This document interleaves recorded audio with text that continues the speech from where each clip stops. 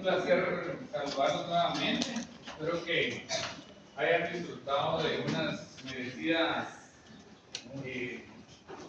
podríamos decir vacaciones, ¿verdad? Pero digamos de ese descanso de Semana Santa, ¿verdad? Que en el ámbito religioso pues debería ser una época para que nosotros reflexionemos, redireccionemos nuestra vida, tratemos de hacer algún cambio, ¿verdad? Significativo en nuestro actuar, ¿verdad? Y aparte de eso, pues seguramente tuvieran ustedes que realizar algunas tareas, me imagino, estudiar, por ahí vi unas notas de ustedes también, que son preocupantes, la verdad. No hay otra manera de describir ese tipo de notas, entonces creo yo que todavía están a tiempo, vamos a mitad del camino. Yo creo que ustedes pueden rectificar o pueden hacer esfuerzos extras. Yo sé que no todos los docentes pues ofrecen un mismo grado de claridad o un mismo grado de facilidad, sin embargo pues así nos vamos a encontrar nosotros en todo el recorrido de nuestra vida profesional, que vamos a tener que enfrentarnos con diferentes personajes en diferentes instancias, en diferentes contextos, y lo que nos corresponde a nosotros es adaptarnos. Un ejemplo de ellos es por el caso de un juez o de acudir a una judicatura, porque si bien es cierto, pues todos los órganos jurisdiccionales del organismo judicial les corresponde la administración de justicia, ustedes se van a topar que cada juez es un mundo, es un conglomerado de ideas, cada juez tiene diferentes apreciaciones, y pues ¿qué nos corresponde a nosotros? Adaptarnos a esas realidades. Hay jueces, por ejemplo, que les gusta que uno no solo conceptualice una institución jurídica, sino que profundice más en ella, que sea un poco más doctrinaria. Hay otros que no les gusta este tipo de argumentaciones, sino que lo que les interesa es lo preceptuado en la ley y la manera en la que ustedes argumenten el contenido de esa normativa. Entonces, sí es importante, inclusive. Y como les digo, esto no es para asustarlos, sino que para que reflexionen que el mundo no siempre va a estar alineado a la forma en la que ustedes actúan. Veamos el caso de los exámenes técnicos profesionales. Cuando viene el examinador y le pregunta a usted sobre el concepto de derecho, viene usted y le va a dar su definición. Y entonces le va a decir el examinador: mire, y solo eso es derecho. ¿Y qué más me puede decir del derecho? ¿Por qué no me dijo las características? ¿Por qué no me habló de fuentes del derecho? ¿Por qué no me habló de historia del derecho? Bueno, entonces, ¿qué les corresponde a ustedes? Ya conocieron la postura de esa persona que lo está examinando. Entonces, cuando les haga la siguiente interrogante respecto de otra institución jurídica, ¿qué van a hacer ustedes? Entonces va a decir: mire, licenciado, es con relación al Estado, le doy sus elementos, históricamente el Estado se desarrolló de tal manera. Perfecto. ¿Ustedes se acoplaron a él o él se acopló a ustedes? Ustedes se acoplaron a él. Bueno, pero como les digo, en los mismos espacios donde examina, puede venir otro docente examinador y les va a decir: mire, ¿qué es derecho? Ah, va, perfecto. Usted le va a decir: derecho es el conjunto de normas jurídicas. Ah, va, perfecto. Y fíjese que le voy a dar las características. No, pasemos a otro tema. Dígame, ¿qué es el Estado? Entonces, ¿qué sucede? ¿Qué va a pasar cuando le pregunten a ustedes el siguiente concepto? ¿Cuál va a ser su respuesta? Únicamente lo específico, únicamente definir lo que le pidió. Entonces, ¿por qué les traigo a colación este tipo de circunstancias? Porque en el caso de las cátedras también así se deben ir adaptando a ustedes, a los docentes. Para algunos puede decir, bueno, es un buen docente o es un mal docente, pues ya es una calificación que ustedes le darán, ¿verdad? Pero recordarse que ustedes son los que se tienen que adaptar, ¿verdad? Porque el docente al final, sea bueno, sea malo, pues al final es quien les va a dar esa nota para que usted pueda pasar a un siguiente nivel. Entonces, sí es importante que tomen eso en cuenta. Tristemente, y lo voy a decir 1000 veces o 2000 veces, lo que sea necesario, pero la educación virtual a ustedes les generó un daño que podría decir, porque espero que no sea así, irreparable, porque les creó un escenario totalmente distinto, totalmente aparte de lo que es acá. Inclusive hay docentes que aquí en la presencialidad siempre han sido duros, siempre han sido fuertes, pero por el tema de la virtualidad suavizaron algunos procedimientos, suavizaron algunas maneras de evaluarlos a ustedes. Entonces, ahora como regresan al mundo donde siempre han pertenecido, otra vez están con todas las herramientas para preguntar.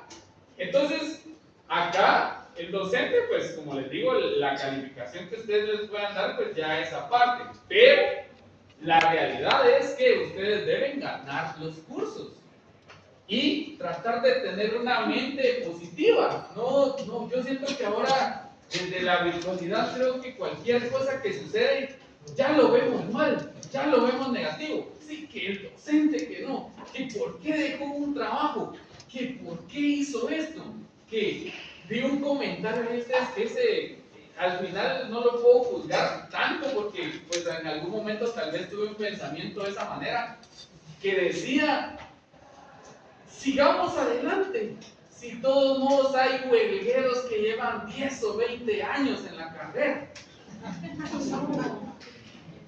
Les pregunto a ustedes, ¿será que ese pensamiento es adecuado para quienes somos nosotros? ¿Por qué nos vamos a comparar? Huelguero, dejémoslo ahí, ¿verdad? Y puede pasar 40, 50 años. Esa es su vida. Él es el que está diseñando su profesión, el que está diseñando su estilo de vida. Pero ¿será que es necesario que nosotros nos comparemos o cómo? No. Entonces, ¿por qué tener esa mentalidad? Ustedes tienen que cambiar eso. Y muchas veces la vida lo que nos da son complicaciones, son obstáculos, pero va a depender la forma en la que nosotros queramos ver esos obstáculos. Y si bien es cierto, puede ser que perdamos, porque eso a cualquiera le puede pasar. Yo acá estoy, alguna vez perdí una clase, alguna vez tuve que sacar una retrasada, alguna vez tuve un mal docente, tuve buenos docentes, había docentes que me daban la clase simple y que a la hora del examen me complicaban la vida, los tuve. Y ahora son compañeros de cátedra, y ahí están, ¿qué puedo hacer? Pero al final sí logré mi objetivo. ¿Cuál era mi objetivo? Estando en las aulas, o el de ustedes. Graduarse, ¿verdad? Entonces, eso es lo que ustedes tienen que ver. Y cambiar esa perspectiva negativa de decir, bueno, sé que está complicado, sé que está difícil, pero yo voy a hacer mi mayor esfuerzo por ganar la clase. Algo van a aprender. O sea, si lo vemos desde ese punto de vista y veámoslo como un reto, bueno, este licenciado piensa que me va a derrotar porque no hice esto y lo hice el otro, pues le voy a demostrar lo contrario, voy a estudiar más, ya no Facebook, ya no Netflix, voy a bajarle a eso. Disculpe, amada esposa, amado esposo, novio, novia, disculpa, te voy a dejar estos días, necesito ganar el semestre. ¿Va a valer la pena o no va a valer la pena? Y de igual manera, como les digo, lo ideal es de que si ustedes se esfuerzan más, van a ganar. Pero si eso no pasa, ¿cuál va a ser su solvencia personal? Que lo hicieron, que aprendieron, hicieron lo que estaba a su alcance y pues van a tener un resultado. Entonces, es importante siempre pues hacerlo recapacitar a ustedes respecto de estas situaciones. Entonces, traten de ponerse en actitud positiva y esforzarse más. Eso es la buena solvencia que van a tener más adelante. Como les digo, hay cuestiones que no se pueden cambiar, uno no puede elegir a sus docentes. o bien los hace cada vez que se asignan, pero hay como cierto equilibrio entre las secciones y hay otras clases. Hay otro comentario que vi un día, ¿verdad? Que a veces me he puesto a ver ahí. Decía, fíjense que en filosofía, en tal sección, casi todos sacaron la totalidad de la nota. Y fíjense que yo solo me reí, iba a hacer un comentario, pero me abstuve. Porque le iba a decir, ¿han visto ustedes un meme que hay alguien así? Ajá, hay un meme que hay un personaje de esa manera. Entonces le iba a decir, mire, con todo gusto, si usted no se siente satisfecho en la clase, pues yo le puedo inclusive ayudar a que haga su cambio de sección o se desasigne, ¿va? Imagínense ustedes están pensando en la desasignación. ¿Quién les metió eso en la cabeza a ustedes? ¿Quién? La nota. ¿Quién les metió? Fíjese que voy a hacer papel. Fíjese que, ay, la gran, ya vi todo lo que ya no, mejor no lo reconozco. Es lo mismo, es lo mismo. O sea, no es querer afrontar la situación, ahora ya están ahí, éntrale. Mejoren, prepárense, ¿verdad? Sé que hay catedráticos complicados, como les digo, pero también es cierto que la culpa no es 100% de los catedráticos. Ya les dije que factores como la virtualidad que les hizo mucho daño y la confiabilidad que ustedes tienen, ¿verdad? De pensar, bueno, este examen va a venir fácil, ¿va? Imagínense notariado, pues notariado es la clase, yo por nada del mundo volvería a repetir esa clase. Es súper complejo. Son muchos procedimientos, digamos el notariado, uno bonito, pues porque los principios, que es el notario, esto y lo otro, háganme una representación, ¿va? Y en las representaciones todavía le va mal a uno, ¿va? Si usted va en nombre de la Universidad de San Carlos, ¿cómo debe acreditar su personería? ¿Va? Perfecto. Si usted va en nombre de un ministerio, ¿cómo acredita su personería? ¿Va? Perfecto. Ya cuando vamos subiendo de nivel, cuando ya vamos viendo los contratos, las obligaciones, ahí ya se va complicando la cosa. Y no digamos lo que es la jurisdicción voluntaria. Son 22 o 23 procedimientos. Imagínense, para que uno se aprenda eso es complicado. Pero es necesario. ¿Y saben por qué se lo digo es necesario? Porque después ustedes van a estar ahí felices. Ah, ya puse mi oficina, ¿sí? Y capaz que lo primero que le llegan a preguntar es un procedimiento de jurisdicción voluntaria. Porque eso es lo que más se da. Un cambio de nombre, una identificación de persona, una identificación de tercero, una compraventa, una donación. O sea, todo eso les va a dar de comer como notarios. Entonces, si ahorita están aquí que me desasigno, ¿va? Entonces seguramente cuando llegue un cliente, mire, ¿quiere una donación? Ah, no, yo no soy abogado.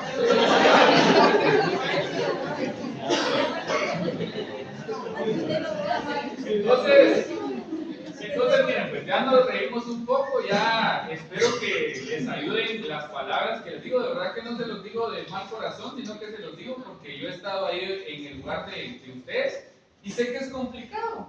Pero aquí en la vida todo es complicado y cada día va a ser más complicado. Entonces, tengamos una actitud. No lo veamos como un obstáculo, sino que como un reto, ¿verdad? Como un propósito. Entonces, echémosle ganas, estamos a tiempo. Bueno, ¿estamos? ¿Algún comentario al respecto? Y conmigo en la clase que ahí me están preguntando que las preguntas, que no sé qué, ahí se las voy a pasar. Y se las voy a pasar oportunamente para que ustedes lo estudien. Yo sé a qué fecha es el examen, entonces ustedes tranquilos. Gracias a Dios había dejado esas exposiciones, porque de esa manera pues los puedo apoyar más fácilmente. Porque si hubiera sido un examen parcial, un segundo examen parcial, hubiera escogido yo los contenidos y hubiera sido más complicado para ustedes. Pero fue de esta manera, entonces, qué bueno, ¿verdad? Entonces, sin embargo, todavía tenemos clases y es bien importante, o sea, porque esa reflexión, no crean que es una situación, ay, solo porque el IC es buena onda y está pensando en nosotros, no. Es parte también de lo que corresponde a la filosofía del derecho. Por eso no vemos la trascendencia, pero sí lo que les estoy diciendo en sí es: hagan algún diagnóstico, evalúense ustedes, ¿por qué pasó esto? ¿Por qué pasó lo otro? Imagínense, ¿cuántos intentos tuvo el inventor de la luz? Creo que de la luz es o del foco. ¿Usted sabe? Casi vi Tomás Alva Edison, porque estaba tratando de ver los filamentos para era el más resistente y ponía de origen general. Más de 1000 intentos, ustedes ya se quieren desasinar.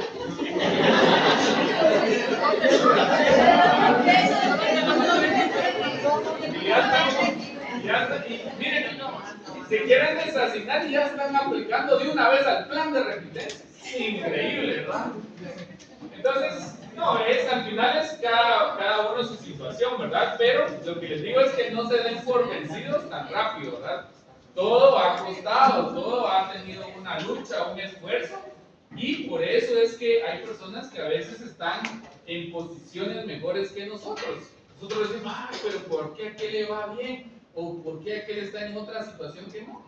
Puede ser que esa persona ya haya superado situaciones más complicadas que ustedes. Entonces, tienen que tener esa actitud. ¿Estamos?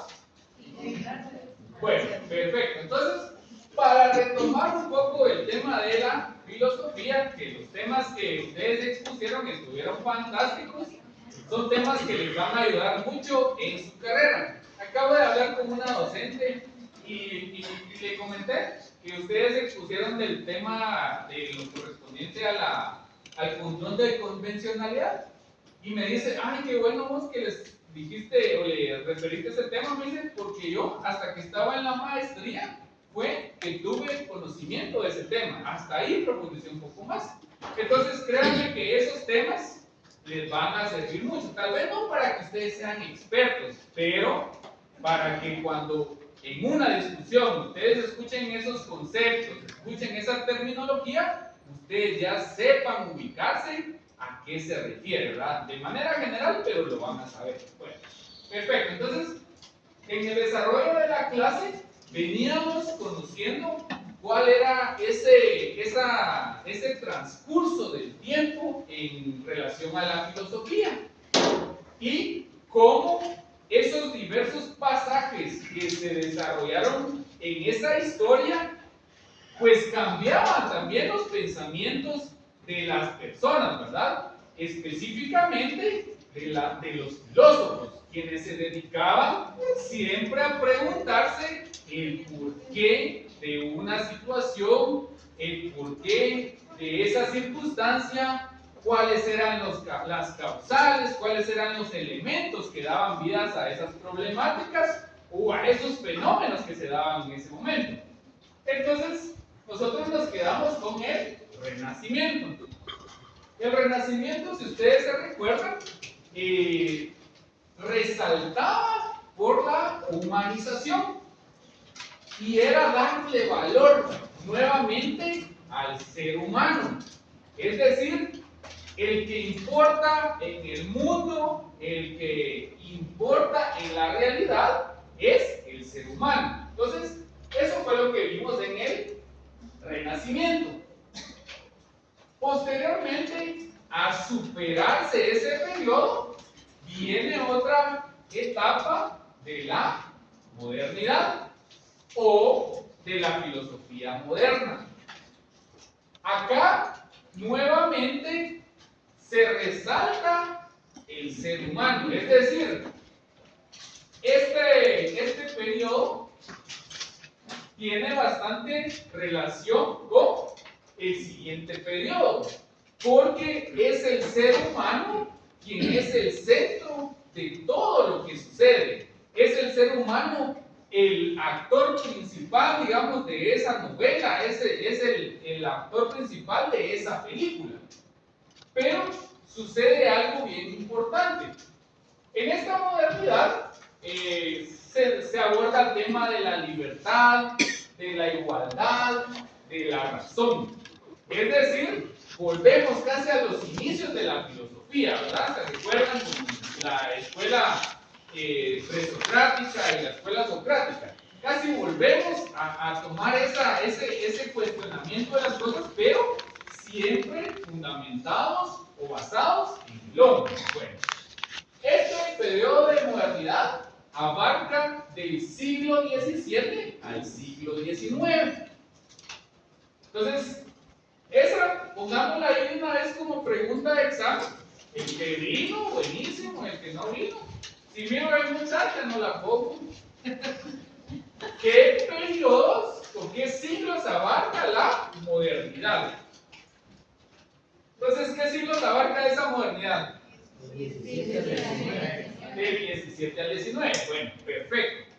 Pero, dentro de ese intervalo de siglos, viene otro tiempo que le denominan la Ilustración. Y esa ilustración se da en el siglo XVIII. Eso significa que esta fase está inmersa en el periodo de la modernidad. Bueno, y entonces esta fase es bien importante porque nosotros hablamos de la filosofía moderna, pero al hablar de filosofía moderna hay un aspecto que es relevante o fundamental. ¿Cuál es ese aspecto? Que dentro de ese periodo de tiempo o dentro de ese parámetro de siglos surge otro movimiento, surge otra forma de pensar, surge otra forma de apreciar las cosas, y eso es la Ilustración. Bueno, ¿por qué no voy a profundizar tanto en la modernidad? Porque el aspecto a resaltar en la modernidad es la Ilustración. Es decir, en este periodo de modernidad sí se dieron ciertos acontecimientos, o sea, sí se profundizó en algunas investigaciones, se profundizó en algunos conocimientos, pero lo que proyecta en mayor cantidad es la Ilustración. Y podría decir que parte de los aspectos generales que se dieron en esta modernidad se desarrollan con más profundidad en lo que es la Ilustración. Bueno, perfecto. Entonces, ¿cuáles son esos aspectos que nosotros debemos tomar en cuenta en la Ilustración? Y siempre con ese asterisco que dice aplica restricciones, ¿verdad? Que la Ilustración pertenece a qué periodo? La modernidad. A la modernidad, es decir, a esa filosofía moderna pertenece la Ilustración. Bueno, ¿cuáles son esos aspectos importantes de la Ilustración? Vamos a tener estos tres, son los fundamentales, claro. La razón, que la razón hemos venido mencionándola desde los inicios de los primeros filósofos, ¿verdad? Esa razón es, digamos, aquel ejercicio intelectual por medio del cual nosotros damos una explicación de una problemática o de un fenómeno. Eso nunca lo tenemos que olvidar. Entonces, cuando usted le diga, ¿por qué le dice usted a su compañero tener la razón? Porque usted considera que los argumentos y las deducciones que hizo esa persona son las adecuadas, son correctas, son verdaderas. Entonces, ellos vuelven a enfatizar nuevamente en lo que es la razón.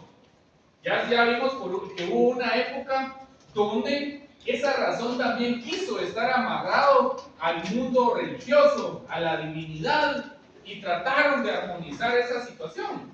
Pero acá existe otra vez ese divorcio. Aquí únicamente tiene validez lo que es producido o derivado de la razón, ese ejercicio de pensamiento, ese ejercicio intelectual. Bueno, ¿cuál es el otro aspecto que resalta acá? La libertad. Y me dirán ustedes, sí, que pues la libertad pues yo la comprendo de manera sencilla.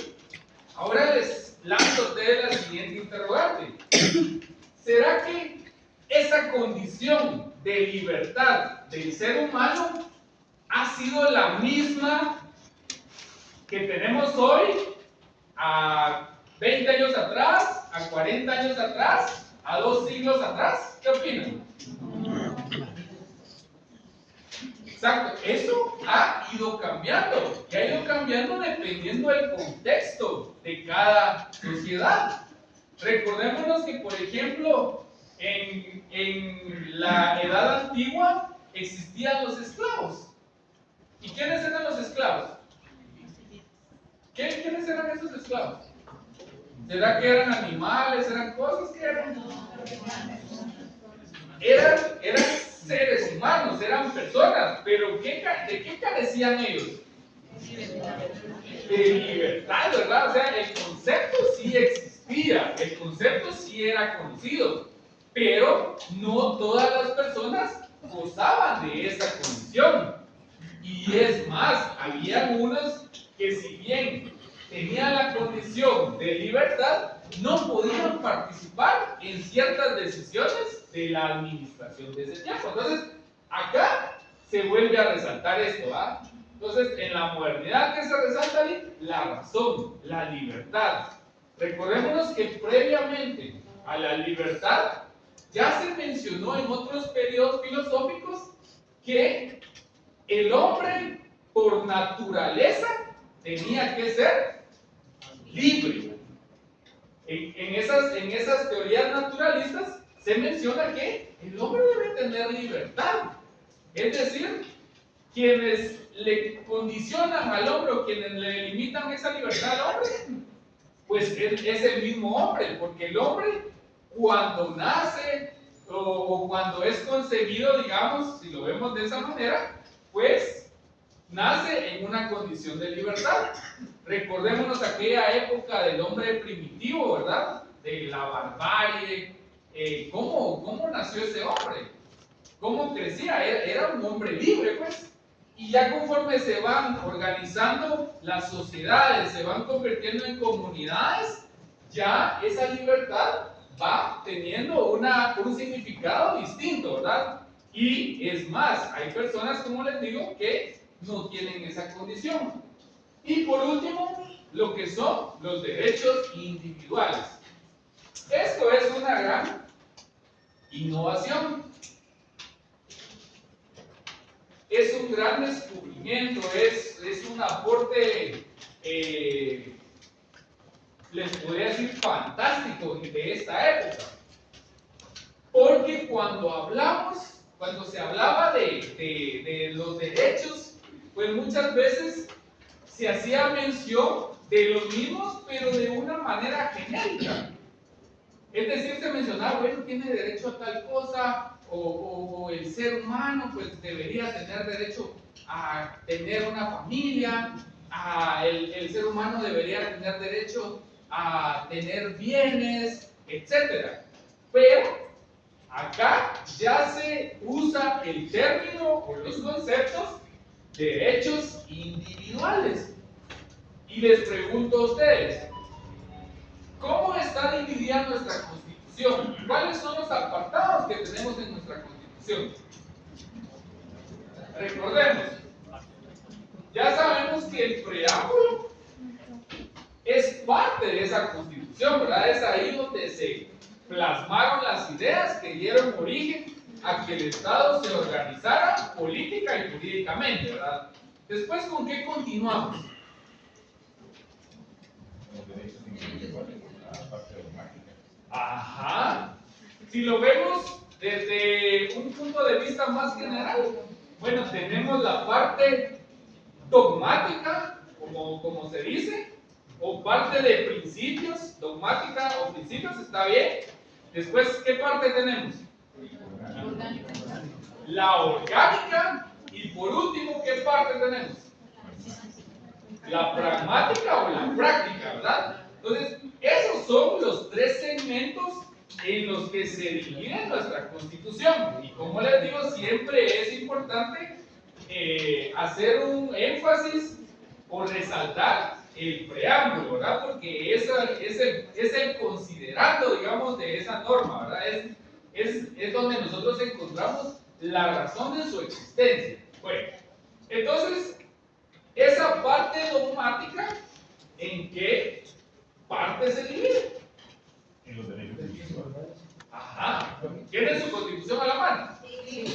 Sáquenla.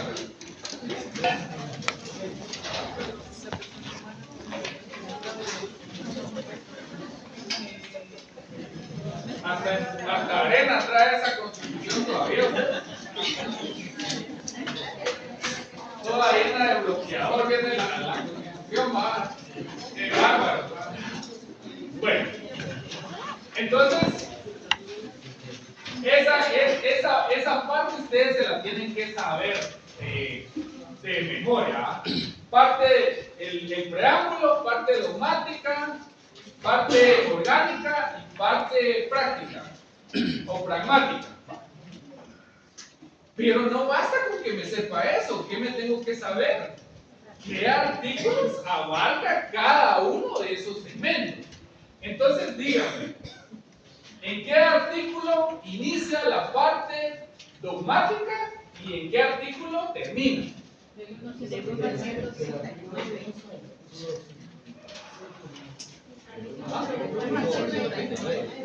Del 1 al 139. Esa es la parte dogmática. Bueno, entonces, pero esa parte dogmática tiene, digamos, de cierta manera, dos tipos de derechos. Unos de carácter individual y otros de carácter colectivo. Entonces, ¿de dónde inician los individuales y dónde terminan? Del 1 al 46, 47 al 139. ¿Otra vez? Los individuales, entonces, ¿de qué artículo a qué artículo? Del 1 al 46. Bueno. ¿Y cómo se denomina ese título ahí? ¿Derechos qué? Individuales. ¿Y en qué año estamos? ¿Y esto en qué siglo fue? En el siglo XVIII. Entonces imagínense, o sea, esto que se estaba promulgando en este momento, esto que surgía, tiene trascendencia hasta nuestros días, hasta nuestra época. Entonces ya sabemos nosotros ahora cuál es la parte individual de la parte dogmática, entonces de los derechos individuales, del artículo 1 al 46, donde ustedes encuentran ahí la preeminencia del derecho internacional. Y después, como ya estamos hablando de derechos colectivos, vamos a encontrar, si no mal recuerdo, el derecho a la familia. ¿El 47? Y de ahí para adelante está entonces, ¿qué parte? La de los derechos colectivos. Entonces ya tenemos derechos individuales y derechos colectivos. A partir del, ¿qué es?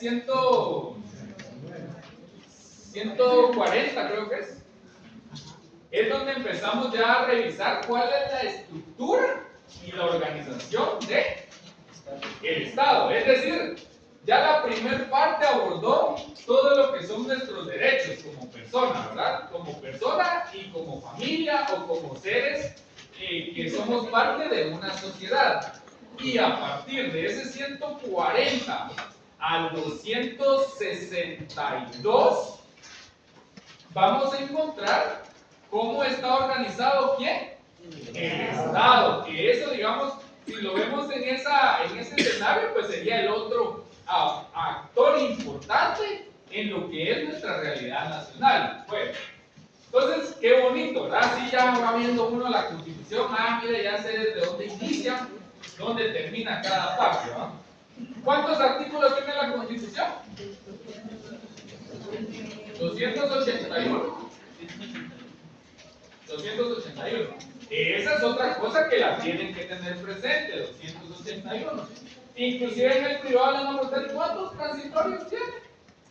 Tienen que saber cuántos transitorios tiene la Constitución. Bueno, entonces, ¿por qué es importante entonces esta época?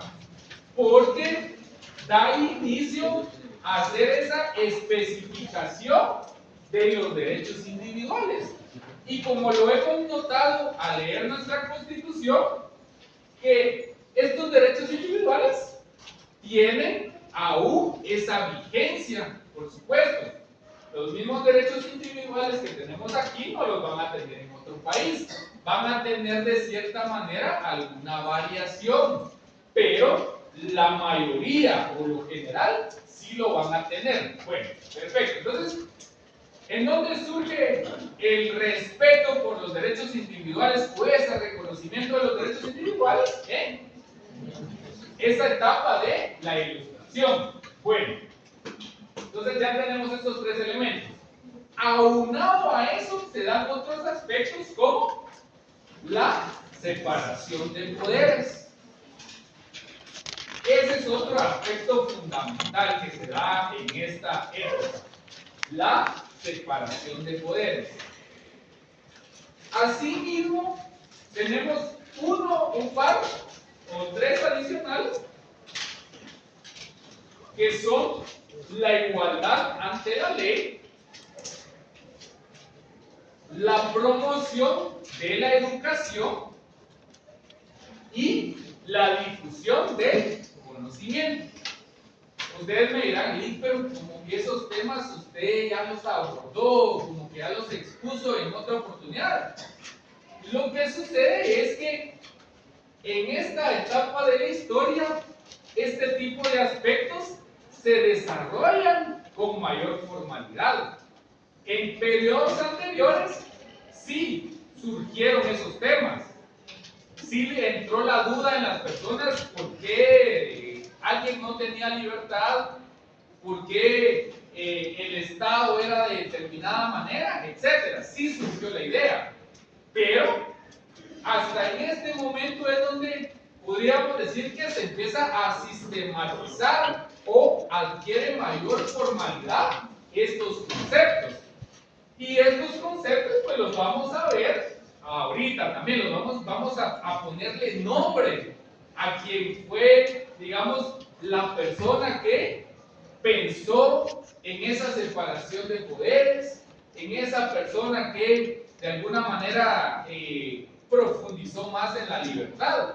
Porque, como ya bien lo vimos, la libertad no siempre ha tenido un significado. Es decir, ha tenido la percepción de acuerdo al contexto o de acuerdo a la época en la que se desarrolló. Entonces, en la Constitución, ya leímos en la vez anterior, que tenemos un artículo que su epígrafe establece libertad e igualdad, ¿verdad? ¿Qué artículo es ese? El artículo 4. Perfecto. Entonces, nos seguimos dando cuenta que todas estas ideas han tenido una repercusión hasta la legislación de nuestra Constitución, que la última versión, podríamos llamarlo de esa manera, es la de 1985. Entonces, sí tuvo una influencia, digamos, de estos pensadores, de estos filósofos. Entonces, tenemos la separación de poderes, la igualdad ante la ley, la educación. La educación es un tema bastante importante porque, de cierta manera, en el desarrollo de la historia, no todas las personas han tenido acceso a lo que es el derecho a la educación. ¿O ustedes creen que siempre ha sido de esa manera que todos podían aplicar a ejercicios educativos? No ha sido de esa manera. E inclusive les puedo decir que hasta nuestros días esta cuestión de la educación sigue siendo una problemática. ¿Será que toda la población guatemalteca tiene un acceso a la educación? ¿Será que tienen ciertos conocimientos, tienen ciertas doctrinas, digámoslo, o expertise en ciertas situaciones? No, ¿verdad? Hay comunidades donde es bien complicado este tema de la educación. Entonces, imagínense, nosotros vamos así como se percibió en este momento la educación, nosotros en nuestra época vamos a tener un concepto diferenciado o complementario de lo que era la educación en ese tiempo. Ahorita nosotros, si les menciono educación, ¿qué es lo primero que viene a sus mentes? ¿Ah? ¿Qué dijo?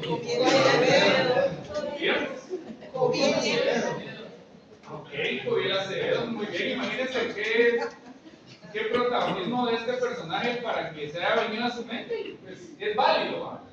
Les aseguro que alguien más vino a su mente una escuela, un centro educativo.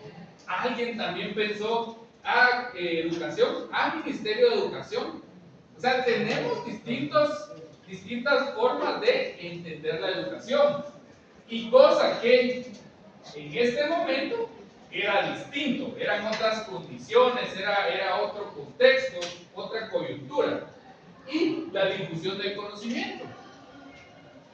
Recordémonos que bueno, no sé si lo vieron en algún momento, pero ustedes han tenido acceso o les han brindado en una clase cómo fue la historia del derecho civil.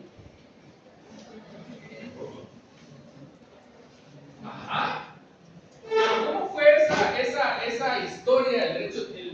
Y como dice alguien por ahí, y créanme que es cierto, yo cuando lo escuché no lo creía, pero conforme uno va avanzando en su carrera profesional se da cuenta. El abogado que sabe de derecho civil sabe de todo.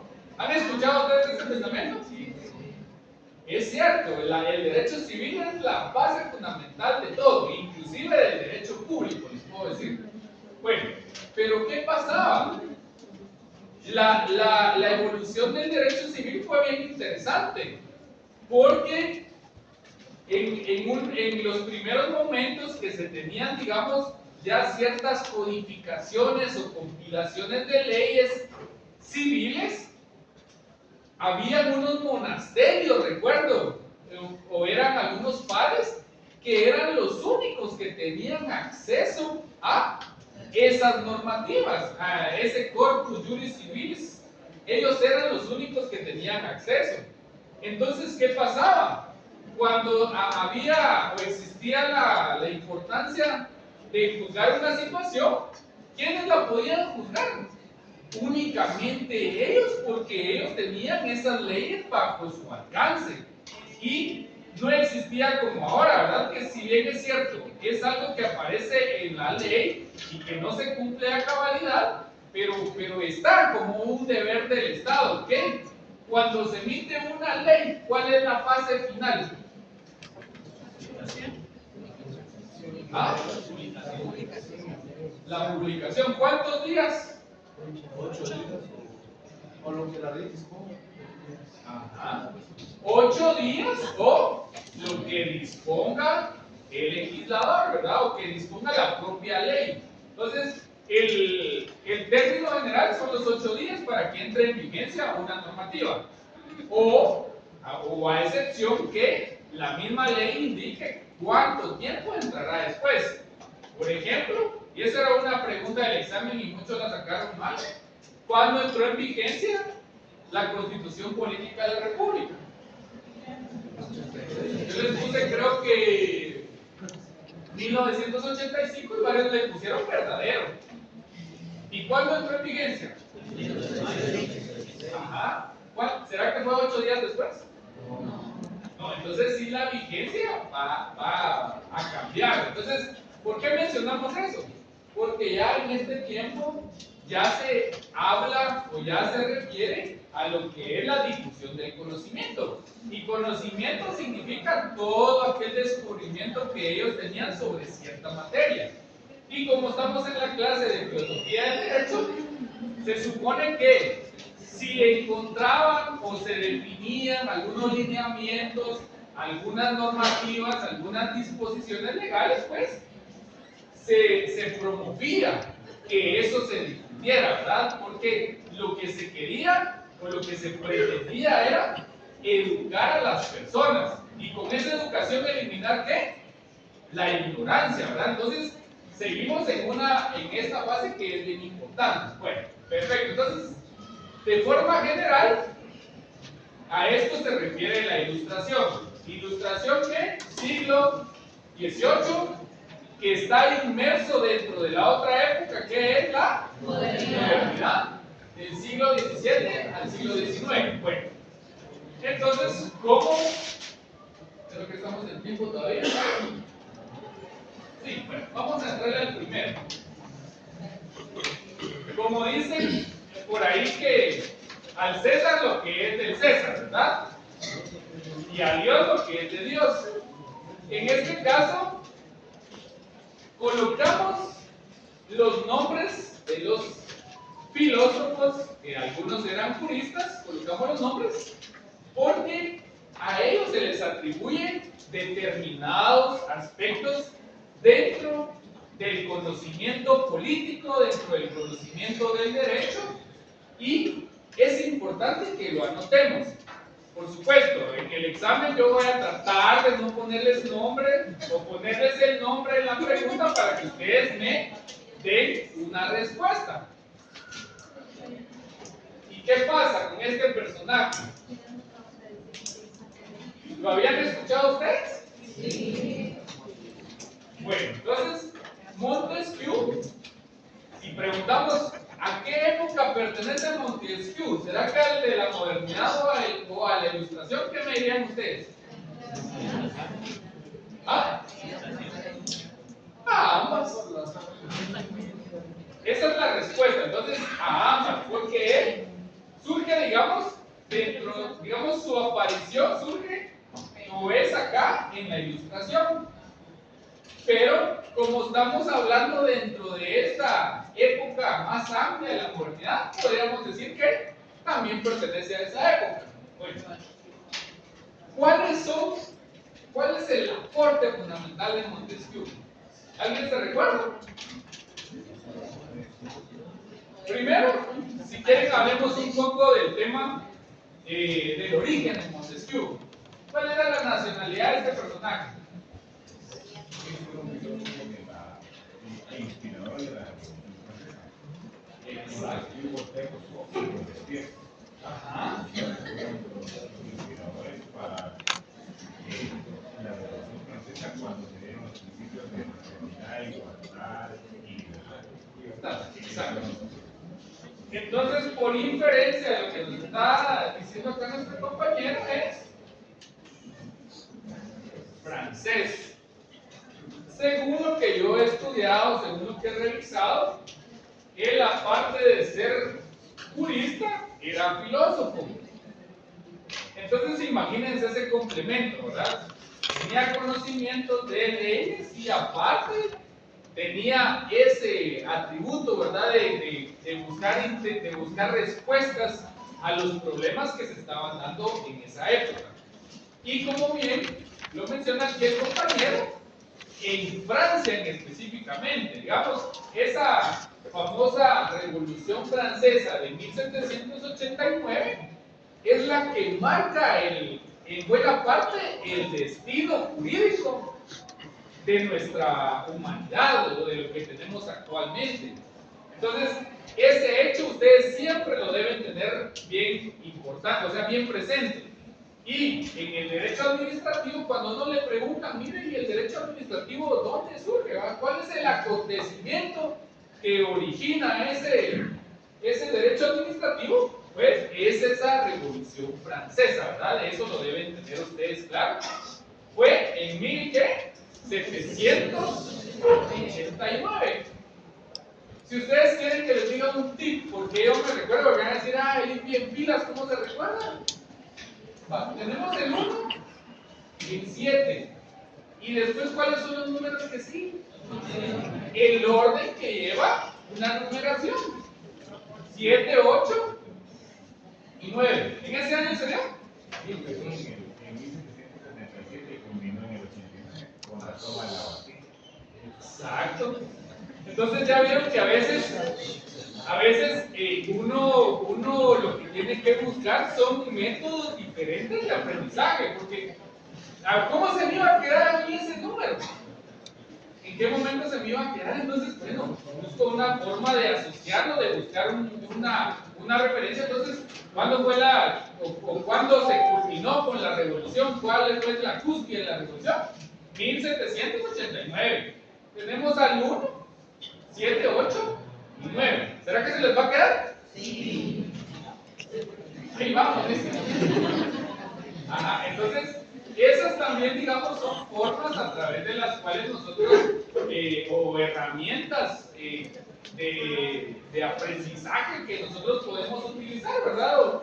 Inclusive hay un curso de métodos, creo yo, aquí en la universidad, que le enseña a uno a tener el conocimiento presente a través de asociarlo con objetos, con cosas, con cualquier forma en la que ustedes consideren que les sea funcional. Bueno, entonces yo creo que por el tiempo nos vamos a quedar ahí. Entonces, Montesquieu, francés, filósofo y místico. ¿Estamos? Bueno, ¿alguna duda al respecto de lo que hemos visto?